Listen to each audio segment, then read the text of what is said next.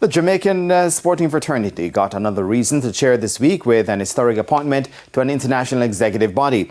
Head of the Moon Marshall Chair Academy in Jamaica, David Lamont, became the first Jamaican to be appointed to the International Cheer Union, the body that governs cheerleading globally.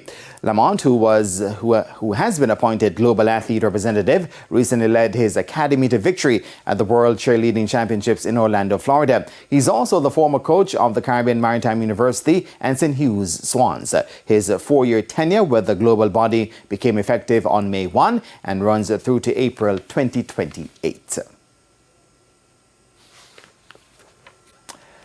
And that's our final chair for the evening. We take a break and come back with your recap. Stay tuned.